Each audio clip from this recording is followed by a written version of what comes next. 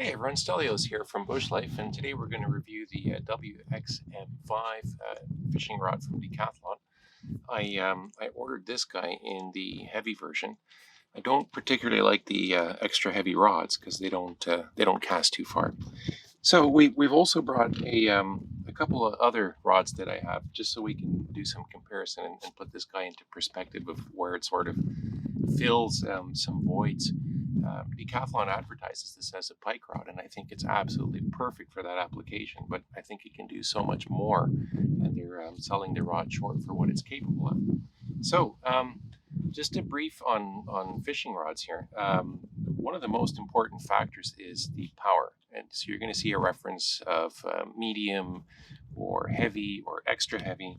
And power is basically like the rod's backbone. It's the amount of force it takes to bend a rod. So this guy here is a heavy.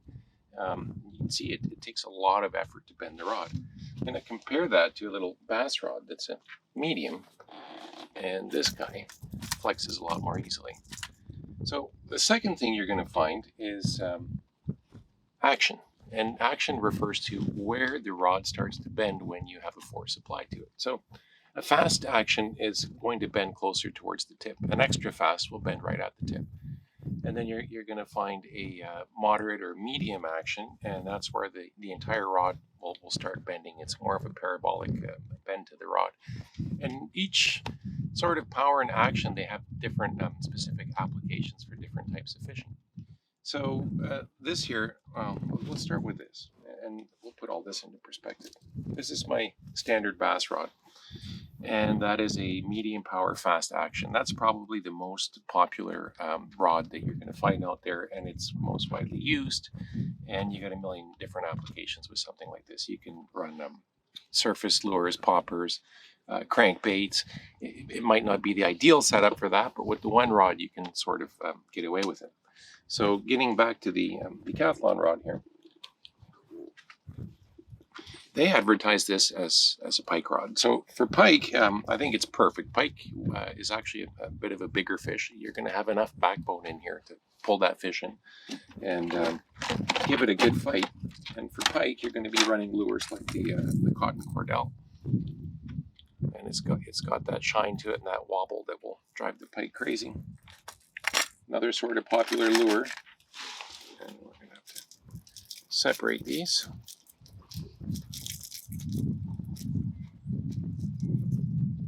There is a Rapala X-Wrapped.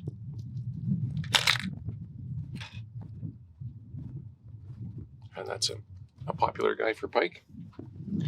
And quite often you can run bass lures. So that there is the river to sea whopper plopper. And this will drive the pike crazy as well. So the lake we're on today, unfortunately, there is no pike here. We have musky, and we'll talk about that in a minute. But I think the way Decathlon advertised the rod for pike, I think that's a given. I don't think we need to talk about that much. I do want to cover bass fishing. So one of my favorite techniques for bass is going back to here, and that's a popper. I absolutely love popping along the surface. And I've done very well with it this summer. Even if it's a day where it's not happening, I'd still rather pop quite often and get a really good strike on the surface than be fishing down below. It's just insanely fun when you get the fish come up and they take that lure. But another sort of bass strategy is frogging. So if you get into those areas with the lily pads and the really, really heavy cover, you might have a 1 pound bass that you hook up. And when that thing goes down into the weeds, it gets very heavy.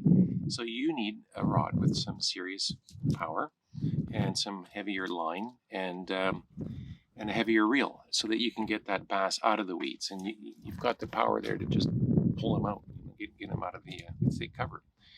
So that's where this rod comes in really nicely, where it doubles as an excellent frogging rod. And then the third application I want to talk about is musky. So the pike's big brother is actually the musky. They're in the same family. Quite often you'll find lakes that have pike only. You'll have other lakes or rivers that have only musky, which is the case here. And then sometimes you have both. But this is what a musky rig looks like. Now, typically they're a little bit longer, very heavy duty, And this musky rod, I can't really use it for much other than musky. It's too big, too chunky, and extremely expensive. So to put things in perspective, this musky rod was about $270, and this Decathlon rod is $90. And then once you're getting into a 300 series reel, that's your typical branded Tatula, you're looking at another $300. So, the thing is, most people are doing the bass fishing, the walleye, and it'd be nice from time to time to go out a few times a year, or maybe a half a dozen times a year, and try your luck at the muskie. And the problem is, do you necessarily want to run out and spend $600-700 on a rod that has one function and one function only, and you're not going to use it that often? So that's where this guy can fill that void as well. I think you've got more than enough backbone in the rod here to bring in a muskie. You put a heavy line on it, and there's no reason why you can't.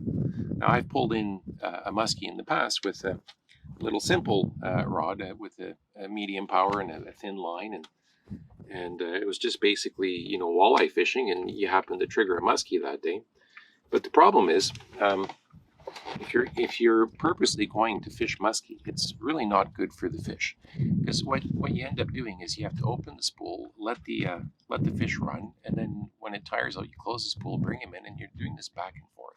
And now it might take half an hour or an hour to bring in this giant muskie, so that you don't break your setup, and you're actually killing the fish. You're far better off to take something that has the power that you can quickly fight that fish, get him out of the water within minutes, and it's a quick struggle. You can release the fish, and the fish will be perfectly fine. So that's where the musky side of things comes into play, and I don't see why you cannot do it with this rod. It's got ample power in it, and if you throw a 300 series reel on it, you can handle the bigger lures. Now, to put the reel in perspective, when you buy the rod, you are going to need a reel. I had this Quantum US 300 reel just lying on a shelf, so I strung it up. Obviously, I prefer the more modern reels where they're narrower, you can palm it better.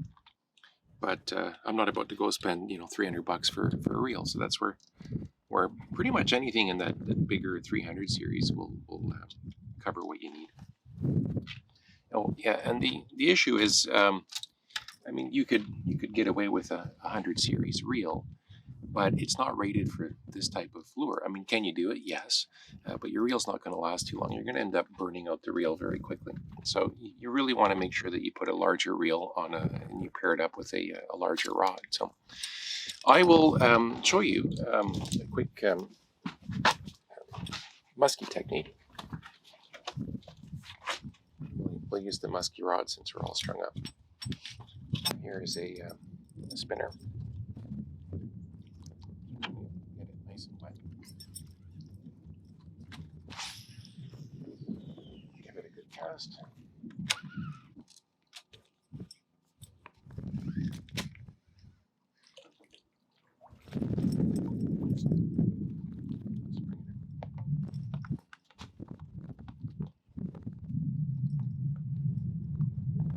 Okay, so here I'm going to demonstrate one of my favorite ways of going after muskie. Some people troll, but I like to come out and cast.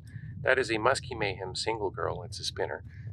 I've got it wet in anticipation of casting here, but normally it's nice and big and fluffy when it's dry. But we're going to take this and we're going to cast it out. And I'm going to reel really quick and get it right up to the surface. And I like to get a little bit of a ripple right underneath the water when it comes up. You don't want to bounce it out, but there you go. It's customary when you pull it into a figure eight. If you have a muskie that's been trailing,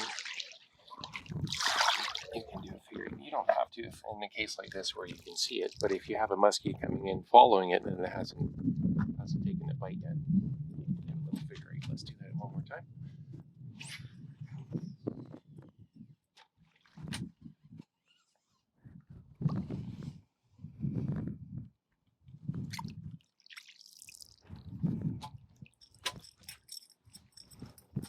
This is really heavy, so you can sort of see why you need a beefier rod for this type of application. can certainly do it with the Decathlon rod. So the way the Decathlon rod is rigged up right now is for frog fishing. And we talked about this earlier about going into the lily pads and the thick weeds. I've got a 65-pound line on here and a little frog.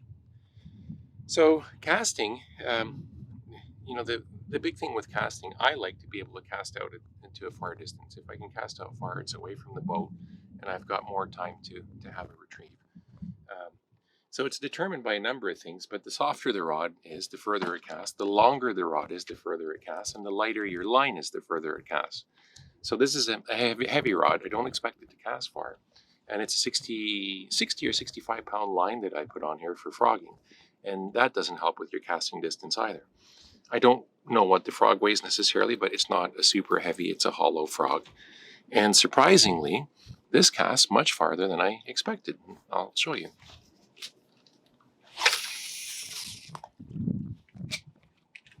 And with the frogging, I've got a popper frog. I like to give it a little bit of a pop.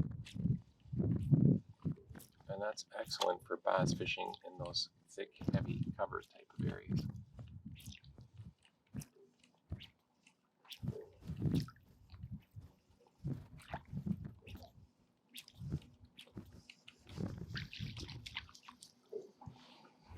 And we'll do one more quickly.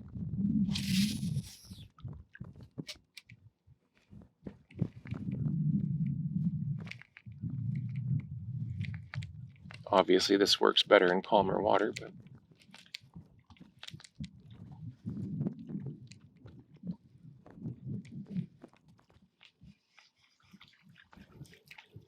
and there you go.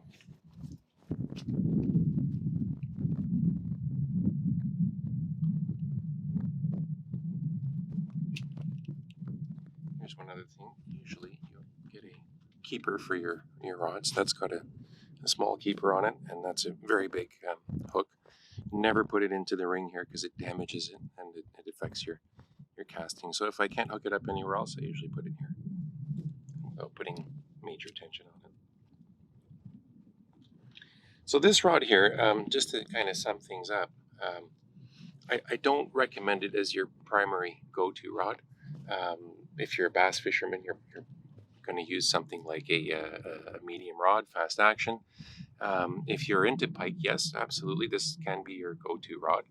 But if you want to take up musky, or you need that secondary rod to go do some frogging, which everybody's getting into, this is excellent. Instead of spending, voracious amounts of money, there's nothing stopping you from being able to go out and go fish on a much smaller budget.